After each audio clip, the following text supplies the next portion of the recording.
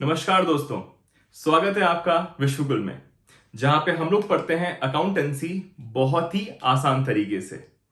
तो आज हम लोग पढ़ने वाले हैं अकाउंटेंसी 12th स्टैंडर्ड का जो सीबीएसई के तरफ से आया हुआ सैंपल पेपर है, उसका सॉल्यूशन।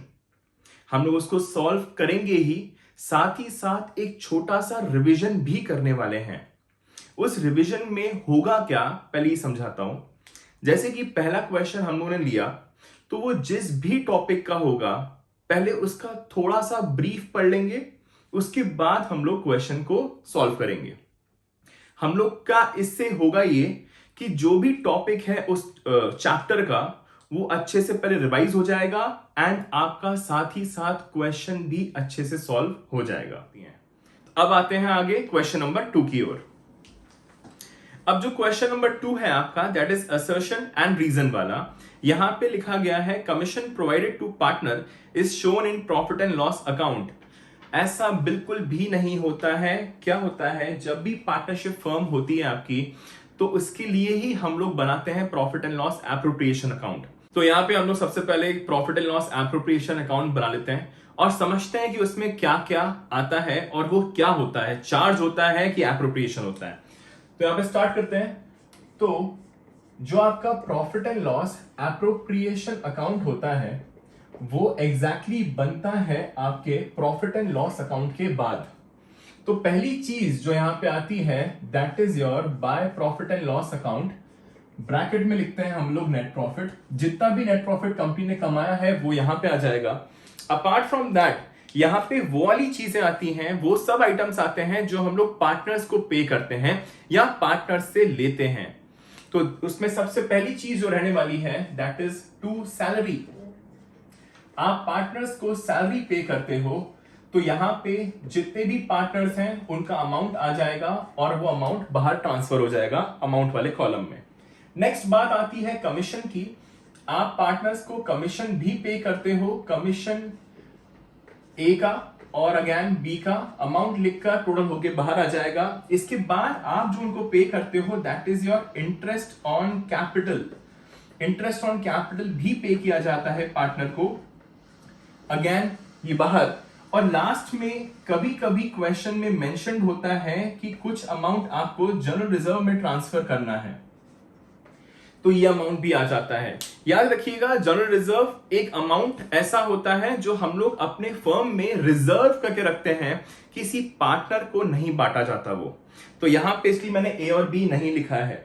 नेक्स्ट बात आती है, हम लोग पार्टनर से एक चीज लेते हैं, that is interest on drawings. हम लोग पार्टनर से इंटरेस्ट ऑन ड्रॉइंग्स भी लेते हैं, तो ये हो जाएगा ए और be with the amount total होके बाहर। तो एक चीज यहां पे याद रखनी है आपको, जितनी भी चीजें अपीयर होती हैं आपके profit and loss appropriation account में, ये सब की सब आपकी कहलाती हैं एप्रोप्रिएशंस। अब the question is, what is the meaning of appropriations? Appropriation का मतलब होता है जब भी आपके पास प्रॉफिट है तो ही आप ये सब अमाउंट्स उनको पे कर पाएंगे। अगर आपके पास प्रॉफिट नहीं है तो आप नहीं पे करेंगे। बहुत ही सिंपल सी चीज है। और अगर चार्ज होता, अगर होता चार्ज, तो चार्ज का मतलब है प्रॉफिट हो चाहे ना हो, तो वो आपको पे करना ही है। तो जितनी भी चार्ज वाली चीजें होती हैं वो हमेशा ही अपीयर होती हैं आपके प्रॉफिट एंड लॉस अकाउंट में। प्रॉफिट एंड लॉस एप्रोप्रिएशन में सिर्फ और सिर्फ एप्रोप्रिएशन वाली ही चीजें आती हैं। इतना बस आपको छोटी सी चीज याद रखनी होगी। 4 चीजें हैं जो आपके इस चैप्टर में डील की गई हैं, जो रिलेटेड भी हैं पार्टनर से, वो चार्ज होती हैं। वो क्या चीजें हैं, एक बार वो भी पढ़ लेते हैं। पहले इस क्वेश्चन का आंसर। इस क्वेश्चन में लिखा हुआ है commission provided to partner is shown in profit and loss account, that is clearly a no, क्योंकि प्रॉफिट एंड लॉस एप्रोप्रिएशन में आता है आपका कमीशन। तो first A is wrong. Next, commission provided to partner is charged against profit and is to be provided at fixed rate. नहीं, अभी just हमने देखा जो भी चीजें आपकी प्रॉफिट एंड लॉस एप्रोप्रिएशन में आती हैं वो चार्ज नहीं होती।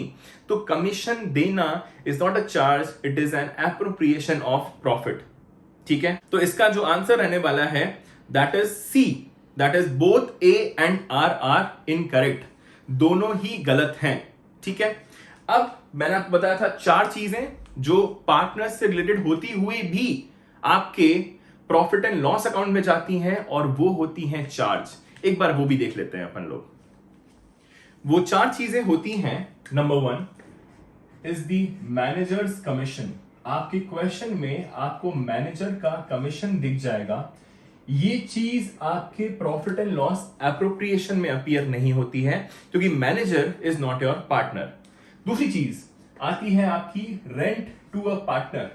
जब भी आप रेंट पे करते हैं किसी भी पार्टनर को, तो वो भी यहां पे अपीयर नहीं होता, वो जाता है प्रॉफिट एंड लॉस अकाउंट में ही। ये दोनों ही चीजें चार्ज होती हैं।